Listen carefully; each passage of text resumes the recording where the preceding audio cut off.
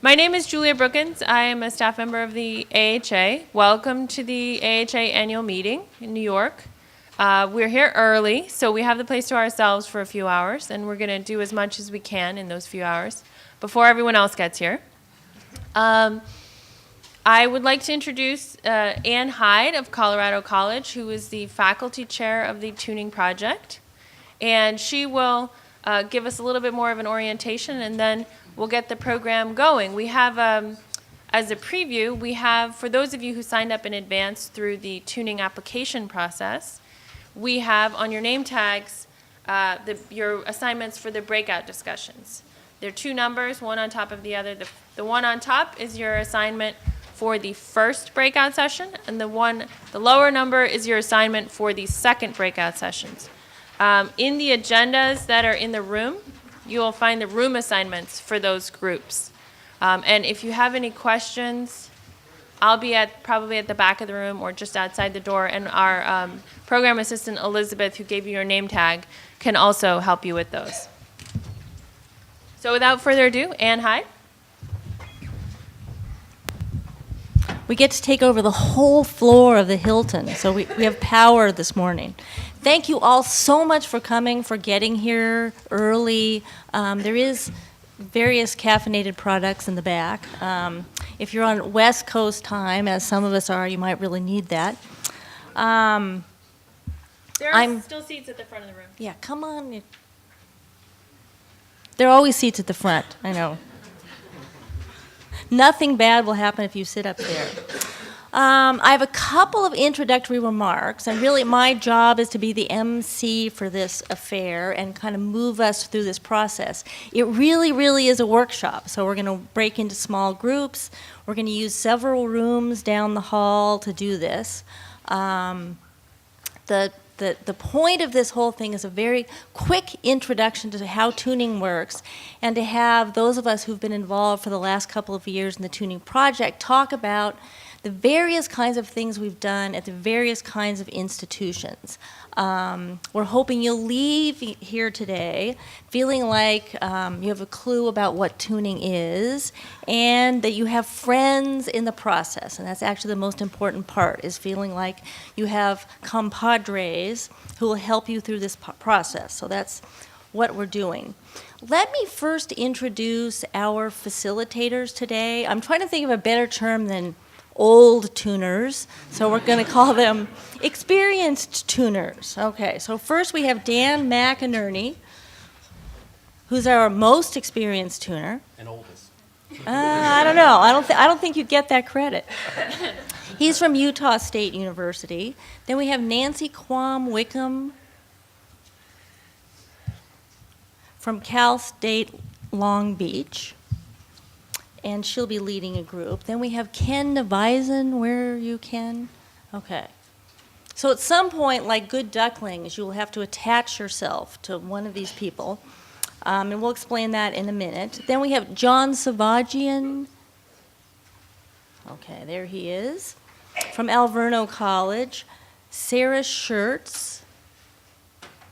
She's from Bergen Community College. John Bezaselfa from Wheaton College. In Massachusetts. In Massachusetts, that's very important. Brandon Morgan from Central New Mexico College. And Reginald Ellis, who is from Florida A&M University. And David Trowbridge, who's from Marshall University. And then I'm the 10th facilitator. And then if you have signed up through the AHA and have just come to this because you're a dedicated teacher of undergraduates at the undergraduate teaching workshop, we'll put you guys in a group too. So I'm so happy to be here and to welcome all of you for our next phase of AHA tuning project work. So at this point, you probably should have some questions about what the heck tuning is.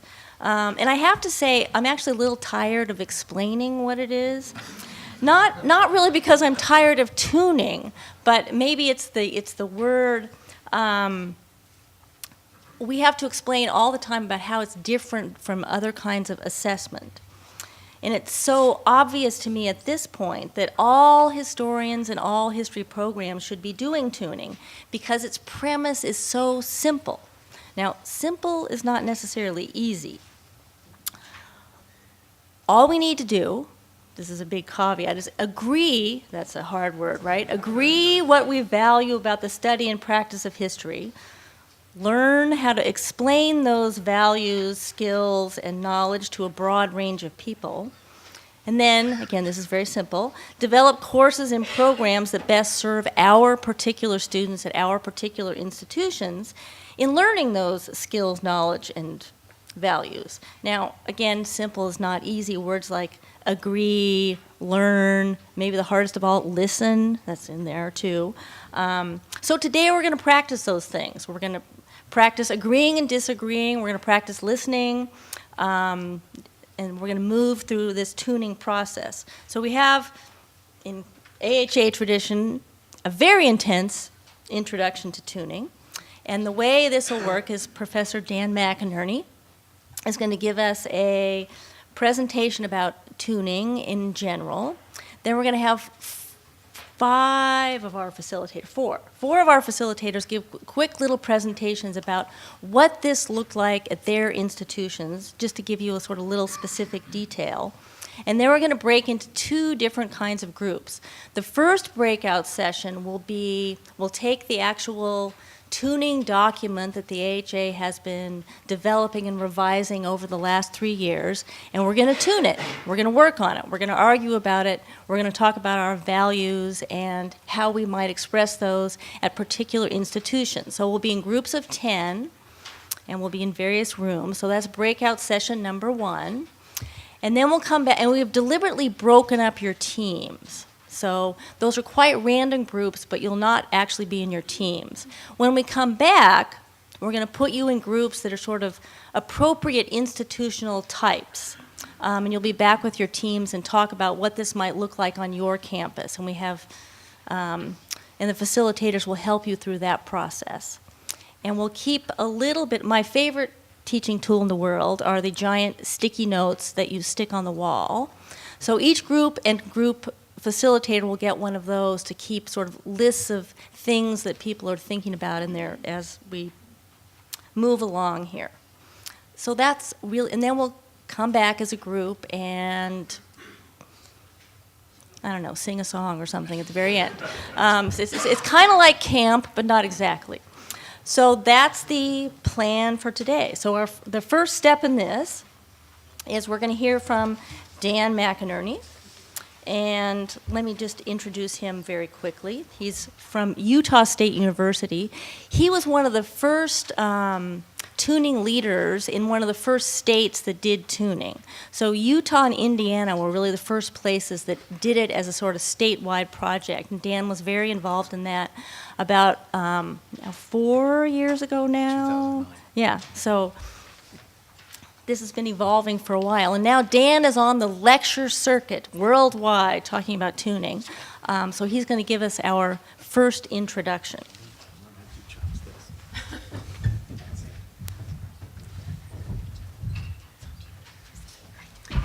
Well, good morning, and thanks so much to all of you for taking the time to be at the conference early, for choosing to participate in this project, and for sharing your own enthusiasm about undergraduate teaching and learning in the tuning project.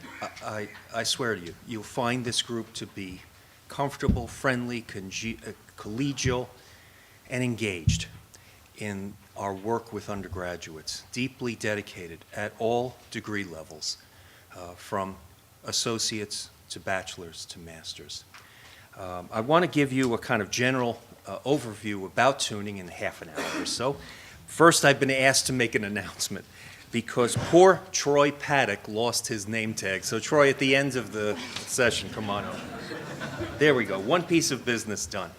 My first point is to try to reassure you and calm you down about tuning, what it does not involve. And number one, we are not representatives of the AHA strike force. We're not coming in fedoras and trench coats to your campus to watch what's going on there. That's not what this project is about. And secondly, this organization is not going to revisit history standards. For those of you who can remember that controversy in the 1990s, we don't want to go through that again. And we purposely don't use the word standards when we talk about this project and talk about our disciplinary goals. Well, yeah, you just can't get away from this. Tuning is an exercise in very profound self-reflection about our discipline. And if you want to define assessment in that way, yeah, that's what we're about. That's what this project focuses on. But it's not about assessment in the way many of you may have shouldered through earlier projects in assessment. You may know what I mean. Assessment projects that had the kind of top-down approach where there's some high and mighty administrator who just tells you, assess your program, do it this way, and give me the results. And in addition, this is not a project that has a one-size-fits-all formula, as if you can measure physics and history the same way. And this is not a project that's isolated from the rest of the world, where we're encouraged to sit behind closed doors with our colleagues and just talk among ourselves about what history means and what it offers to our students and our communities. And finally, this is the thing that drove me crazy for decades with assessment. We're not going to simply stack up data, put it in some file cabinet or a hard drive, and then forget about it, which, again, always seems to be some of the worst parts of assessment as it has been done over the past quarter century. I think Anne does have one of the best ways of understanding what this project is all about, and she's just given you an overview. Let me give you some more of her language, which appears on the AHA website. Just watch what Anne says about this project. She wants you to imagine the first meeting of the academic year that we all go through. But it's a meeting where no one talks about budgets, assessment, course assignment, or even parking. Imagine a meeting like that. Instead of these topics, imagine a meeting where we start the year discussing what disciplinary ideals link us as historians and how we might best introduce those ideals to our students. You know, folks, in a nutshell, that's what tuning is about. And I hope at this point you're actually kind of puzzling. Gee, how would I answer this question? How would I take part in that department meeting? What would I contribute? Again, here's Anne's question. The disciplinary ideals that link us and the ways that we might best introduce these ideals to our students. Now, I'll put this in the language that we use more commonly in the tuning project. Same idea. When students complete one of your courses, when they complete a sequence of courses, or when they complete their major, what should they know, understand, and be able to do? And I'm not going to ask you to take out a piece of paper right now and answer that, but that's the question that you'll constantly confront in the tuning project. And I don't think that's an artificial question. I think you'll find it a question that is very thoughtful, purposeful, and useful for us as a discipline. Essentially, this is what we're trying to answer for ourselves, for our administrators, at public institutions, for our policymakers, for employers, for our students, and if they're young enough, their parents. That's tuning. It's different from other assessment projects. First and foremost, because it's not led by distant administrators. It's led by us. It's led by the experts in a field of study. And it's discipline specific. It doesn't try to sweep across all fields of study at colleges and universities. A third difference from traditional assessment in the past is this meeting and the AHA sponsorship of tuning, because we're encouraged to work not only with our colleagues at our institution, but with colleagues across the country and, in fact, across the world. But all of this doesn't lose sight of what's important on your campus's mission, your student body, the kind of focus you have in your history unit, whether you have 2 historians or 40 historians. We're also asked to do something else. Take the questions about history and discuss those questions with stakeholders defined quite widely: students, parents, policymakers, administrators, employers. Engage in discussions with all of those groups. What do they think the answer to that question about history is? What do they expect? What's on their mind? We're also asked to share what information we gain widely, and not to file it away, and to state our answers to these questions about our disciplinary ideals, what students should know, understand, and be able to do, not in a language that experts alone can understand, but the general public can understand. Perhaps the most important suggestion in all of this, and you might have gathered this already from the question that Anne asked and the question that Tuning asks, make the implicit explicit. Don't sit back on these answers and think, well, my students can figure this out now, or, give them something to chew on for 10 years, and then they'll figure out the answer to this question. And don't take Elmer's advice, where you just think, if I just lock the door to my office, maybe all of this damn assessment stuff is going to go away, and I can get back to my teaching and my research. This is an essay from Perspectives back in 2008 from AHA president at the time, Gabrielle Spiegel, who talked about what she defined as the AAA threat. Questions about accountability and assessment and accreditation. I know these are issues that always send a chill down my spine. It'd probably make many of you uncomfortable on your campus. But back in 2008, Gabrielle was reminding all of her fellow historians of some simple points. That these are here to stay. This isn't a fluke. Folks, this is our future. This is what we have to deal with, among many other questions. Our jobs become more complex as the years go by. You all know that. But this is one of the questions we need, sets of questions that we need to address. And ask yourself a simple question. If you want to step out of that conversation, if you say, oh, God, I'm too busy, let somebody else deal with these questions. Who do you trust to do that work? To answer what our discipline is all about? Don't you trust the discipline experts more than anyone else? In whose hands do you want to leave these questions? It strikes me, it struck Gabrielle, it struck your colleagues who have been in this tuning project since 2012, that this is part of our work as educators and historians. In a sense, we're trying to figure out what our major represents and the degrees that students earn with their other course requirements.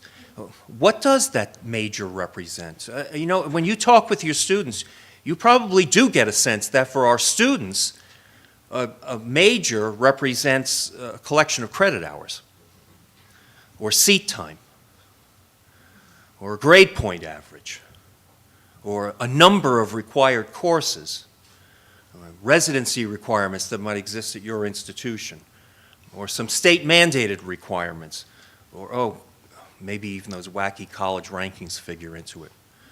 You know what all these things represent? And we know how commonly we hear this, especially from our students and also from administrators and the public.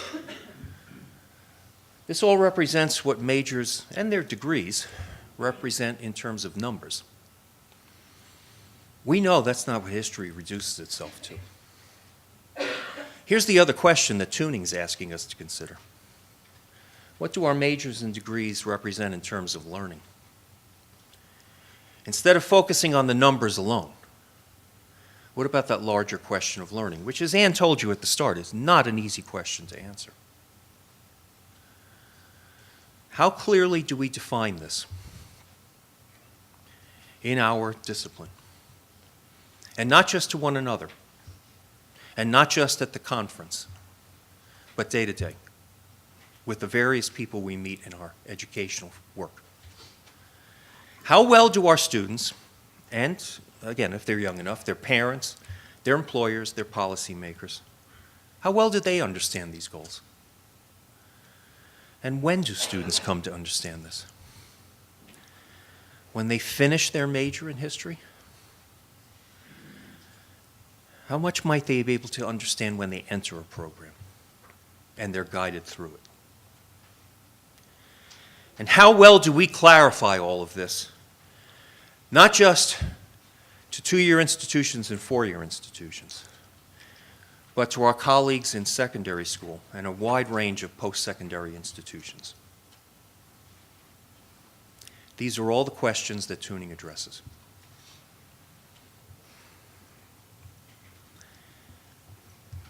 So what is this? And how do you explain it if you're on an elevator here and you've got maybe 45 seconds to explain what you're doing to another person who knows nothing about tuning? Let me give you a suggestion about an elevator speech, and an additional suggestion. Somehow we're going to put all of this information on a website, this PowerPoint, lots of other information for you. What would you say to another person? Say, oh, I just came from this tuning meeting. What's that about? How about this? This project asks all of us to clarify, and I've emphasized demystify, the core goals and the key skills that we pursue in our discipline. We want to answer a basic question when we do this. Students complete a class, a course sequence, a major in history. What should they know, understand, and be able to do? And we're asking this question because we want to understand our own roles and responsibilities in higher education. And we want our students to understand as clearly as possible what they take from their studies into three of the paths that they're going to take eventually: further education, employment, and their civic life. That's what we're doing in tuning. Where does this come from? And how did it wind up here at the AHA? I'm going to take 3 minutes. I've got my clock running here. I'm going to take 3 minutes. We're going to do a survey course on the history of tuning. This is very brief, outrageously brief. This whole process began in the European Union. As the European Union, in its member states, tried to figure out how, after 1989-90, how it could help facilitate what was happening all over the European Union, this movement of faculty and students that had not taken place before on as wide a basis as it had. It was an attempt in an area that already had a common market to create a European higher education area, to try to give outlines of comparable degrees from Spain, from the Netherlands, from Poland, from Italy, and to provide some kind of quality assurance on the kinds of university programs that were at work in these different countries of the EU, and also to facilitate what was happening, this rapid mobility of students and faculty across the European Union. Universities had a response to this 1999 Bologna process. The next year, at the opening of the 21st century, universities responded with tuning. Their focus was on the content of this university work, trying to identify points of reference, convergence, and common understanding in fields of study across the European Union, and to define what members of this group called their key reference points that a discipline should cover. But their goal was not to build uniformity across the European Union. The goal was to build connections among institutions. Connections that would serve researchers, teachers, students, and the public, and the civic life of the European Union. American educators went over to the EU to study what was going on, one of them being Cliff Adelman from the Institute for Higher Education Policy in D.C. Cliff's there in the first decade of the 21st century. He writes back to his colleagues in the U.S. This Bologna process, he argued, is the most far-reaching and ambitious reform of higher education that's ever been undertaken. Its core features, Cliff continued, have sufficient momentum to become the dominant global higher education model within the next 2 decades. We'd better listen up, because nothing like this was being done in the U.S. And the questions that our colleagues in the EU were asking were useful, thoughtful, reflective questions that we needed to answer too, for that AAA threat that Gabriel had told us about: accountability, assessment, and accreditation. And tuning since 2000 has become a global project. These are the areas of the world where tuning has been introduced and discussed. Not only in the EU, projects in Latin America, in Africa, in Russia, in Central Asia,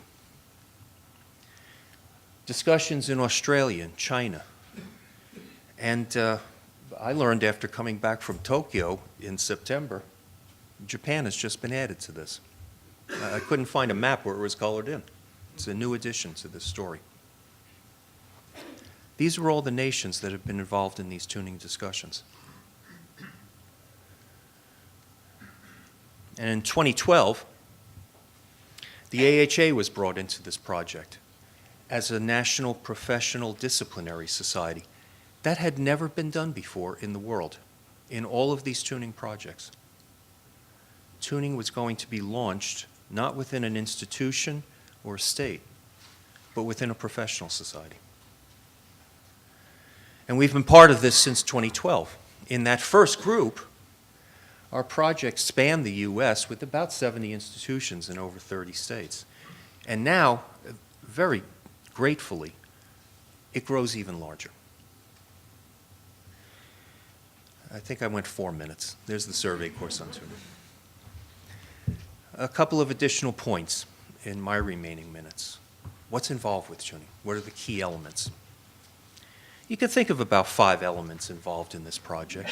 And one you already have available to you on the AHA Tuning website, an outline of something that your colleagues have been working on since 2012, what we call a discipline core. The major themes, reference points, and goals of study in the field of history. We're going to ask you to talk about this on your campuses, at your institutions, with your colleagues. Trying to understand what fits, again, the mission of your institution, the students at your institution, the staff, the faculty at your institution. A second element is to think about what happens to students once they leave your institution. Where do they go? What do they wind up doing? Try to understand where students are going with their background in history. What are they prepared for? And talk with people who are not faculty. Talk with the public. Start with students. Maybe start with their parents too. If you're at an institution where parents and students come for visits as they're choosing an institution. Talk with employers, and don't be afraid of that. I think you'll find a lot of support for what we do and the goals that we have. With all of these discussions, come back to your original goals. Think about them another time. Think about what we might want to revise, reframe, how we might want to restate a disciplinary goal so it makes more sense to a broader public. And be sure to share what you've learned. Don't just sit on it. These aren't steps that proceed in a linear fashion. We found that out beginning in 2009 in the state of Utah. We always described this as a process that we were muddling through because these steps were always backing on one another and constantly changing one another. Think about this as a very active, dynamic process, not a set of boxes that you check off. Okay, did step one, now let's go on to step two. I would think about moving freely among all of these steps. These are the key elements of tuning. And I'll close with 4 suggestions to you.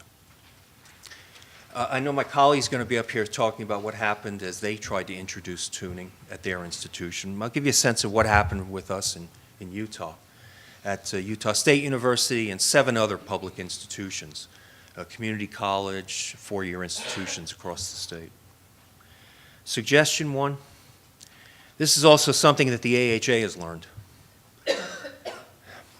Listen to skeptics and critics, because there are going to be a lot of people out there who don't want any part of this, who are very critical of it, who simply reject it out of hand.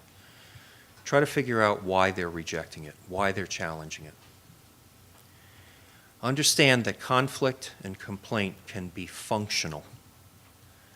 I certainly did at my institution and with my colleagues who had little patience with this project. Oh my God, it was introduced in 2008 and 9. If anybody remembers the economy in 2008 and 9. You think this is the first question on people's minds? A suggestion from a group that's often helped us in tuning called Public Agenda here in New York City. Meet people where they are, not where you want them to be. And figure from the start, people are not going to be online with tuning right from the start. Just recognize this from the beginning. Suggestion 2, don't start with a blank piece of paper. Don't sit down with a group of colleagues and say, oh, what are our disciplinary ideals? Let's start listing them. That's a good conversation to have, but you don't have to start at square one. Do a simple web search on Google or whatever search engine you use. Just type in AHA tuning. See what our organization has offered as suggestions, especially in its disciplinary core. And while you're at it, borrow from colleagues around the world. You saw the map. There are historians all over the world who are involved in this project. Do a web search for these terms, Tuning EU, and it will take you to this page.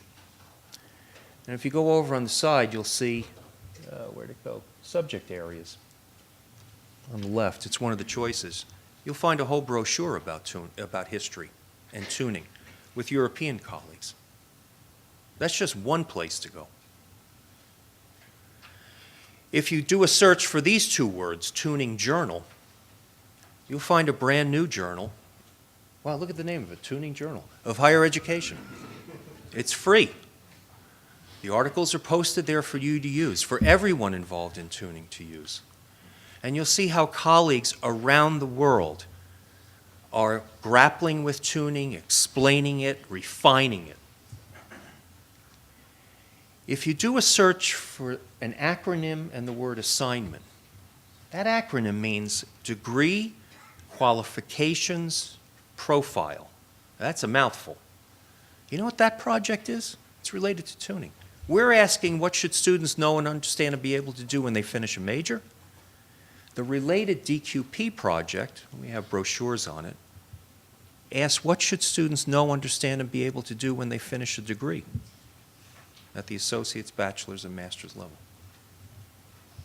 The 2 are very closely related. What they figured out in this DQP project is that it's important to get involved with very rigorous, thoughtful assignments, not distant, so-called objective assessment exams for students. What's going on in your class? What kind of content and proficiencies are you trying to explore with your students within your own courses? And what kind of assignments help draw that out? Here's some suggestions from other colleagues in history on how to draw up meaningful assignments for students in a class, in actual learning about history. A third suggestion, take this slowly. Don't try to solve everything about tuning at once. You know, I would think the first thing for any group of colleagues to do, create a provisional list of learning outcomes for yourself. What are you trying to achieve at your institution with your resources and your student body and the obligations you have at your place of work? Maybe ask your faculty members, could you just state on the first page of your syllabi what you're trying to achieve? Call it course goals, call it learning outcomes, call it whatever you want. On page 1 of a syllabus, make the implicit explicit. See if anyone wants to experiment with evaluation rubrics to help guide students in the way they prepare for examinations or papers. Letting them know in advance, what are the components of an A paper?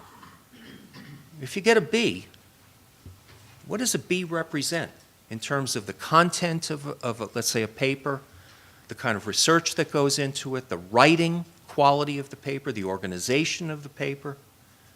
To share this with students before they do the exercise. Not only so they have a clear idea of what a grade means, but also that language of a rubric can help remind them what are the multiple skills they're picking up in a history class. You have a capstone class? Maybe think about having one rubric for all sections of that capstone class. Revising your introductory surveys. These are some steps that you might want to take. None of these are required. What's going to work best for your institution? You know that question. You know the answer to that question better than we do. And fourth and finally, please recognize that tuning is not just an academic project in the AHA. This represents a substantial cultural change in our day-to-day lives.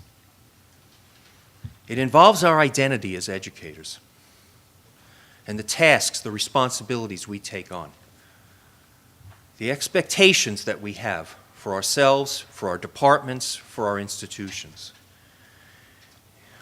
It means sharing. It means trying to be collegial. It means, as Ann said before, listening to colleagues. And it does mean tasks that do involve administrative work in the field of history. All of this requires time and patience. It's not done in a semester or a year or 2 years. And our colleagues in the EU, in Latin America, in Africa, in Russia, in Japan, they all know this very well. What's this all part of a shift? This is all part of a shift in higher education. We're moving from a world that's instructor-centered to student-centered. We're moving from a world, or we should be, where we're moving from a notion of my course as some piece of personal property to an understanding of the curriculum to which your courses are connected and the role that your courses play within a larger program of study. We're asking students, you have to keep your focus on time in a classroom seat for registration purposes and degree purposes, but we want to focus on your performance in that seat and when you're not in the classroom. We want to focus not simply on content that we must get through in our courses. We have an additional concern with teaching historical skills and making those clear to our students. Some of us may deal with very traditional student body, you know, those 18 to 21-year-olds. Well, we know that world is changing rapidly. A very mobile and dynamic student body Ask anyone at a community college in particular. And we're not simply focusing on our institutions, but opening our eyes up to a larger world about the accountability of our institutions to the public in general, and our connections with the larger society and with civic life outside of the walls of our campus. We're moving from a concentration on teaching to a broader concern with learning. That's what tuning's all about. 31 minutes. May I put in one more plug for all of you? If you are curious about how these history tuning discussions go on around the world, I invite you to a session tomorrow morning at 10:30 on global tuning, where we'll hear about the tuning process in the EU, in Central Asia, in Latin America, and, importantly, the connection that many of you may be wondering about, the connection between the tuning project and the scholarship on teaching and learning. We'll be doing all of that tomorrow at 10:30, and I'm sure Ann and Julia and the rest of us are going to have other suggestions for panels related to this topic for you to listen to while you're here in New York. Thank you again very much for your participation in this. See you soon.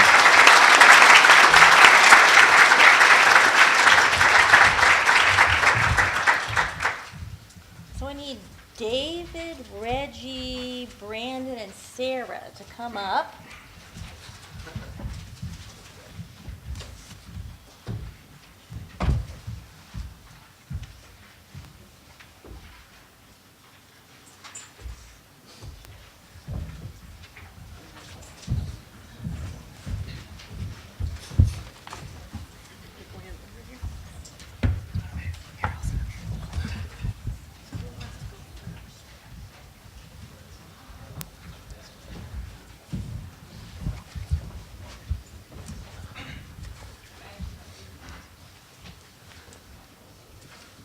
Maybe because this is like a tight space, we'll just go right down the row here.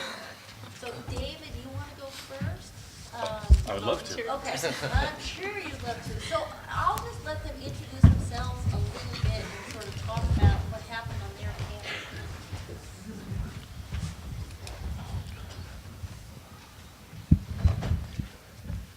All right, good morning. Can everyone hear me?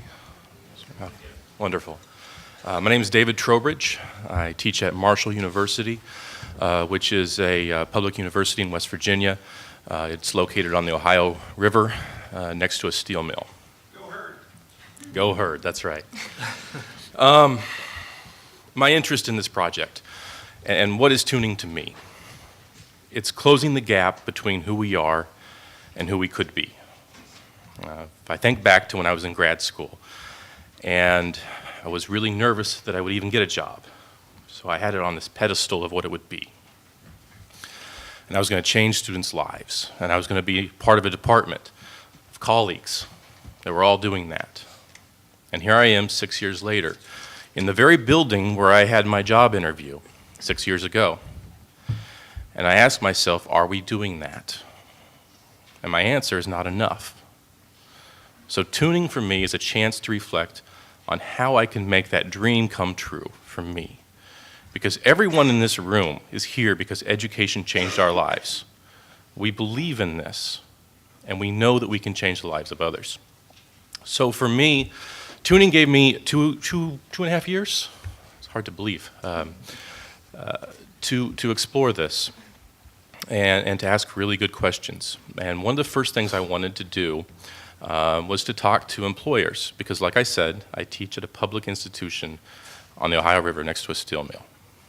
And if I ask my students, and I do ask my students what's important to them, if I was to present, I don't have a PowerPoint for you, but if I did, I'd have a pie chart, and it would be all one color, and that would be for getting a job, right? At some point in every one of my classes now, I usually when things start to stall, I'll draw a picture of a college degree, poorly. Marshall University, there'll be a seal and some signatures, and I ask them, what is this thing? I say, it's the most expensive piece of paper in the world. And I say, okay, They talk about how much debt they're going into, and why is that? Well, it's because they want to get a job. And I said, okay, what if I gave you a degree right now? And I actually have my undergraduate degree with me. And I tell them, I'm not doing anything with this, right? I mean, when was the last time I had to, right? So you're going to spend $100,000 the next 4 or 5 years just to get a job? Here, take mine and go get a job today. And they laugh. I said, no, I'm serious. I will give this to anyone in this room under these terms. You take it, you walk out of this place, and you hit the job market tomorrow. You may never enroll in another university again. Are you ready for that? Then I talk about why no one left, right? Why they're all still here, the skills that will get them that job. And having talked to a number of employers over the last 2 years gives me a little bit of ability to do that. So one of the things that we did at Marshall University is we hosted a meeting for employers. We had about 15 different employers come. Jim Grossman, the executive director of the AHA, came quite graciously. And that, of course, helped create buy-in at my institution. Once you get the board of trustees and the president on board, pretty much everybody in the administration sort of supports you and helps you, and it ends up being really easy to do. And so we had these 15 employers come in, and we put them in a room in the union, and we gave them bad food, and it was 11:30, and I had a 2 o'clock class, and I never dreamed that it would go till 2 o'clock. I actually had to excuse myself. But we asked them, I said, who are the students, what are the characteristics of the students that you want to hire? And beyond that, because we're not just talking about the first job, we're talking about a lifetime of success. What are the characteristics of those students that get promoted? And what we got back was the strongest and most concise defense of a liberal arts education with history at the core. They didn't use those terms, they didn't use history, but we talked about. It started out with funny things that students do to mess up at job interviews. But as it turns out, that thing that we all carry around, called a CV, or our students call it a resume, that's a history. It's the first thing you see. Followed by a cover letter, which is steeped in history. Followed by, if you're lucky, a job interview, which is all about history. Find one of those questions. Tell me about a time you were challenged. Why did you leave your last job? Why should I hire you? Try to answer any of these questions without history. So we talked for a long time about those characteristics, and eventually they asked us, so what do you do? And we hadn't spoke much. It was like a first date. You don't want to talk too much, when you're meeting people for the first time. And so I had just met with a student who had done some work on a capstone project, so I described what she had done. It was an oral history project. She did a history of the integration of a public school in her hometown about 50 miles away. So I talked about how no one had done this work, first of all. And so she started out by going to historic newspapers and archives, and she produced a pretty decent rough draft, and I talked to her, I said, well, you haven't talked to anybody. You need to, some of these folks are still alive. And so she made some phone calls, and one of the employers stopped me right there. Your student made phone calls on the telephone. Oh, well, yeah, of course she did. And I described the project some more. He stopped me again.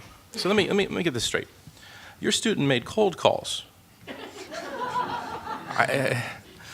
Your student made cold calls without a prospect list, followed up with all of those, set up meetings, showed up on time with equipment, made that person feel so comfortable that they shared some of the most personal details of their life and were willing for her to use them and publish them, and she didn't pay them? Who is this student, and would she like a job? After that meeting, I thought a lot about the skills. And I restructured I restructured all of my classes eventually to get rid of the assignments that didn't emphasize those. And the beauty of this is these are the assignments that you don't like to grade. So every student in every one of my classes, including the intro survey with 90 or 100 students, does original research. And when we have more time in the breakout groups, I'm happy to talk about how to structure that and so you're not getting a million emails. But now on the stormy Tuesday night when I'm home alone grading, I'm actually learning a great deal about the history of my community and other topics. And if grading becomes fun, this job is exactly what you hoped it would be in grad school. Okay.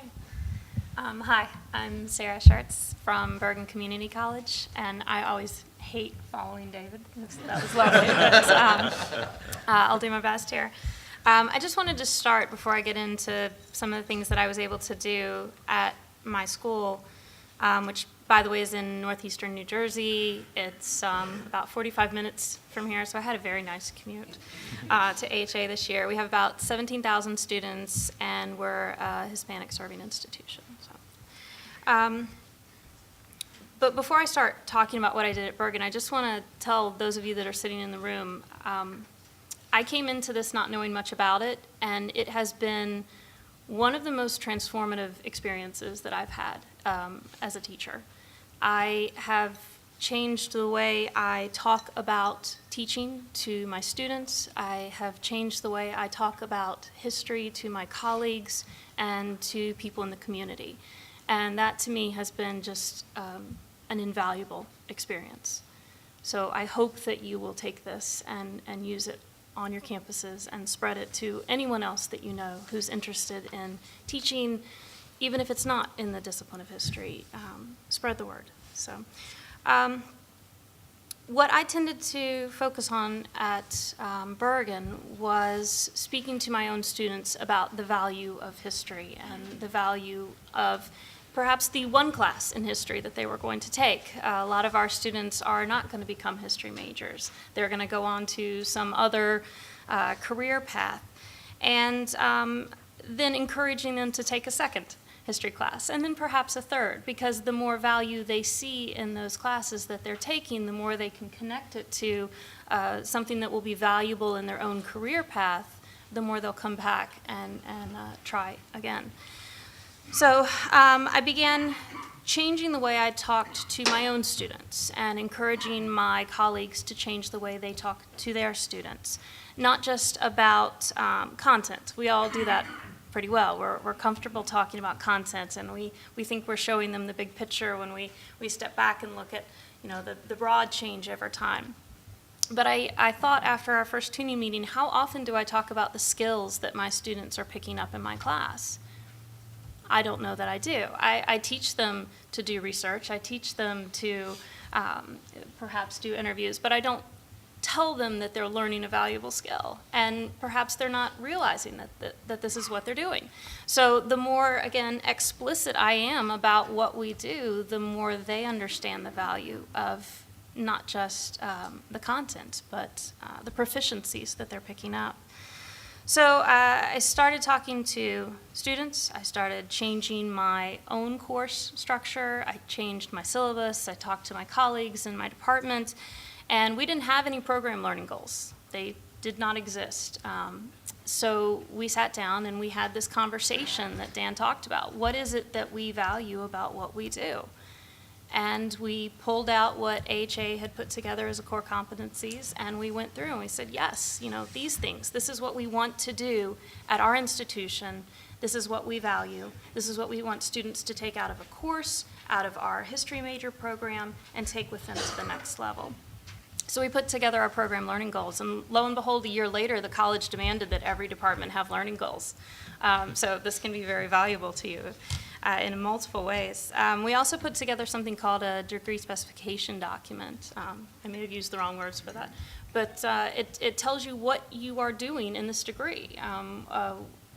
what kind of courses are you taking? What is the method of education? Where can you take this when you're done? And it's just a valuable document to have at open houses, to spread around with your colleagues so that they see what a history degree is, because a lot of them think, oh, you read books about dead people. Well, that's very exciting. You can show them, look at what we do and how it connects to what you're doing. And that's actually led on our campus to the creation of learning communities, where history is now connecting to literature classes and economics classes and anthropology classes, even math classes, which I think Nancy's going to be talking about on Monday. But this is a valuable way of connecting to your colleagues and showing them what history can do to augment, to deepen the experience of their own students in their own fields. The other thing that I focused on at Bergen, our stakeholders are not necessarily the employers. So while David was able to go out and talk to businesses and say, okay, when my students graduate, these are the skills that they will have, what kind of skills are you looking for in your particular jobs. That wasn't something I could track. At a two-year college, we send our students off to a four-year school and then we lose track of them. We don't know where they go. We don't know what kinds of jobs necessarily they are taking. It's only the ones who write back to us that we can really follow. So I sort of had an epiphany at our last meeting, thank you very much, that our stakeholders are not necessarily our employers, it's the four-year schools. And what we need to do as two-year colleges is to create connections there, so that we have this sort of seamless transfer where if you want to go on to a four-year college, and almost all of our history degree program students want to transfer, it's a transfer program. Well, what should you be doing in these 2 years at Bergen that can allow you then to step right into NYU, right into Rutgers, and succeed at the same level as a native student? So that became my new focus. And one of the wonderful things about this program is that you have the full support of AHA. And so a couple of us decided that we would put together a little conference in Brooklyn at St. Francis College. And we put out an invitation and thought, well, maybe a couple people will come and want to learn about tuning and want to learn about connecting to and four-year colleges. And we got, 130 responses, which was sort of overwhelming. Julia came, Dan came to speak, Jim Grossman came. It was a wonderful opportunity to meet other colleagues and connect these two and four-year schools, and then just sit down and say, what can we do at the two-year institution in a history program to help sort of feed students into your four-year school and have them be successful? Because what we heard from the four-year schools was, we get these community college students and they're not very good at the writing and the research and the reading, and so we said, well, what exactly do you need from our end, and let us see if we can start to ease that transfer so that it's seamless, so that we are sending you the kinds of students who have these skills that we've talked about being so valuable. And the more we emphasize tuning, the more I think both two- and four-year colleges saw this is a great way to do it. If we have these shared sets of proficiencies and skills that we want to see, then we can exchange students much more easily. So anyway, that's sort of what I did at my school, and I highly encourage you to take this in whatever direction your college needs. Good morning. I am Reginald Ellis, Reggie I go by, Assistant Professor of History at Florida A&M University, and I've been a tuner now for 2.5 years as well. I'll tell you very briefly how I got involved in it.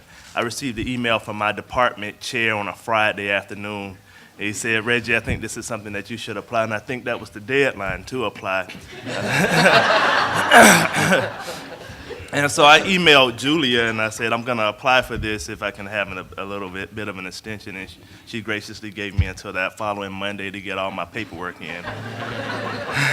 And ironically, I got in.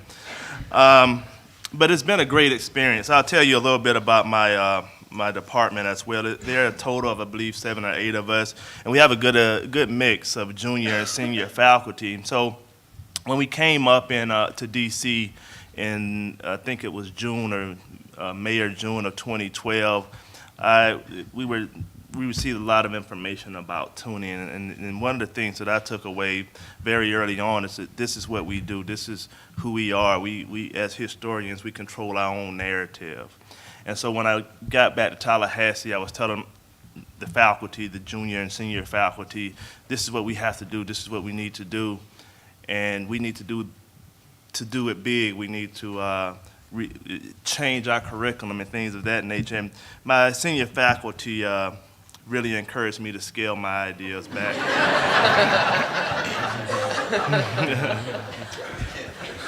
So one of the biggest things that I took away from tuning that I did try to incorporate very quickly is something that Dan said. Me and Dan had breakfast one of those mornings. He said, Reggie, just meet with your stakeholders. And again, meet them where they are. Meet with your stakeholders. And your stakeholders, of course, are your students, faculty from other departments, and administrators. And so what I started to do is I started to ask students, you know, as Dave did, what do you think about history? What do you do with your degree? And of course, number one thing at Florida A&M University was, well, I guess with a history major, you'll go on to be a teacher. And so I asked other colleagues around the university. One of the things that I thought was unique about Florida A&M University is that we are really becoming a STEM-dominated institution right now, and we are really getting away from. It appeared that we were getting away from liberal arts. So we wanted to, again, as historians, control our own narrative. And so I started to ask my other colleagues in STEM-dominated areas, what are your students doing? How are you training your students? And the number one thing was active learning. And so one of the things that I started to discuss with those individuals is, as historians, we train our students to be active learners. And so that's the first thing that we did as students, was just for me, myself, was talking to other individuals.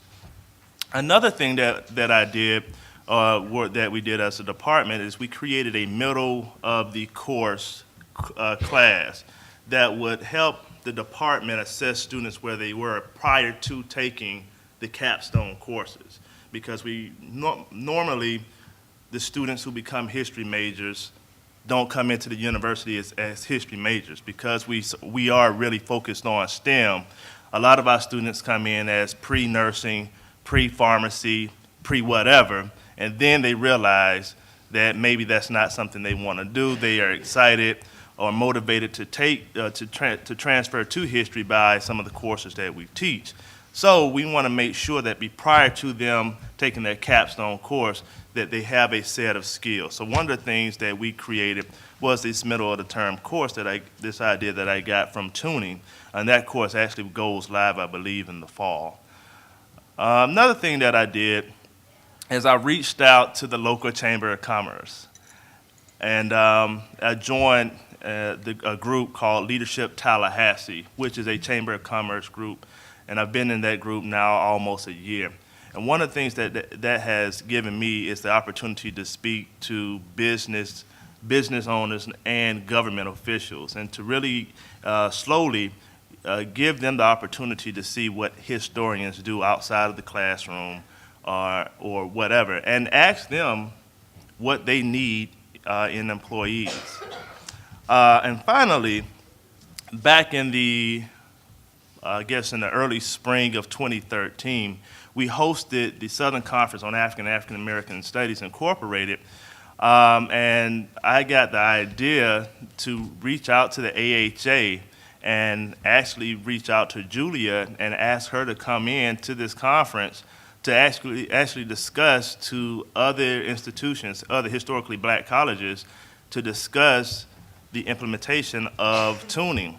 Well, during that meeting, because we had the AHA's back, and we actually had the opportunity to meet with the associate provost to discuss why tuning was important and why what we were doing at Florida A&M University was important. So one of the things that I brag about at Florida A&M is that we are now an AHA tuning institution. I don't know if that's a real label or not. but it's one of the things that I carry with me, and so, I brand it myself. But I'll stop right here, and if you have any questions, I'll go back and answer them. Thanks. All right, my name's Brandon Morgan. I teach at Central New Mexico Community College in Albuquerque. It's a 2-year school. We are mostly a pipeline to the University of New Mexico in terms of where our graduates overall go. We also have sort of an interesting phenomenon that I've noticed as I've taught I mostly teach history of New Mexico and Latin American surveys. As I've taught those classes, I've noticed that we have a lot of UNM students who are enrolled in our courses so that they can pick up the required credits that they need for their programs there. And so a lot of the groundwork has already been laid in terms of the connection between our school and the university. Something else that we've been working on as well is a fully online liberal arts degree program. So that's separate from the history AA that we have, which is also sort of a unique thing to have a dedicated AA in history. And I always laugh about that because there are 5 of us who are full-time in our department and probably about 15 adjunct members. And one day, about 3 years ago, before the tuning project had begun, we went to a department meeting, a school level meeting, and we were told that we now had a degree in history. None of us really knew anything about it. They had kind of outlined some general overall outcomes for the program. So what the tuning program was, or the tuning project was, for us and for me, was an opportunity, as Reggie put it, to write our own narrative. There are all sorts of things coming down on us that we didn't really hear about or know about, and so how do we make those ours? How do we apply the skills and the processes that the discipline of history should apply in those cases, and not just become another, I don't know what it would become, actually, if we didn't kind of take charge of our own destiny in that regard. So that was why I wanted to get involved in the tuning project. At the point that I applied for the project, I was brand new as full-time faculty at CNM. And so maybe it was like the opposite thing of what happened to Reggie. I had to laugh at his story, but I said, I saw this tuning project. It seems like it would really help us with these degree programs and our assessment programs that the administration's been telling us about. What do you think? And the 2 senior faculty members in the department who've been there about 20 years each were just sort of shrugged their shoulders. Sure, if you want to. Fortunately, I had a very supportive dean at the time who wrote the letters of recommendation and said, I think this would be an excellent thing for our history department and for your cluster. I was talking with Sarah and a few others earlier about the structure of our department as well. So we don't have a department chair for history. We have discipline meetings every now and then that we're supposed to kind of throw together and do something with, but there's no leadership. We have a cluster. We're with 4 other disciplines, a chair over all of those who has too little pay, too little time, and too little authority to do anything. And so these are some of the challenges that tuning has actually helped with in my department. I think of what I've accomplished over the past 2.5 years as the kind of maybe the simple part of tuning, but not easy, as Ann put it. We've looked at individual courses. We've looked at how to write meaningful learning outcomes for our courses that have to take into account our state higher ed department's outcomes for the humanities disciplines, for humanities degrees, because we worked hard on the paperwork to make sure that our history courses count for something. If you take them, they're part of the humanities core. So we have to incorporate those outcomes with the discipline core that the tuning project has been working on. And as we've come together as faculty members, we've found that there is a lot that the discipline core has helped us with in terms of being able to articulate what those outcomes are, and how they align with these larger level assessment programs and state level humanities outcomes. So I guess my look at tuning coming in, I wanted something kind of utilitarian out of it.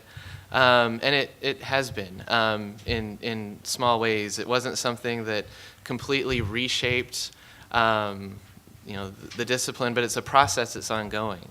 Every time I come to a tuning meeting, and this one has been no exception already, the short time we've been here, I think about all the things that we need to keep doing, or the things that we need to kind of add on in order to streamline the expression to students and other stakeholders of what our degree is all about, what students get out of it. And to not take up too much more time, just to close, I wanted to add, if you follow Twitter, if you use Twitter, I'm on there as @CNMBrandon, and I've posted a link a few minutes ago to the our department's degree profile, so you can look at that and get a sense of what we did anyway. Also, we realized that our website was horribly out of date, and so I took it upon myself to do the training to be able to fix the website, and so it's been updated pretty recently. Although if you look around, you'll notice faculty haven't given me their bios and those kinds of things. But you know, so anyway, that's what our experience with tuning has been.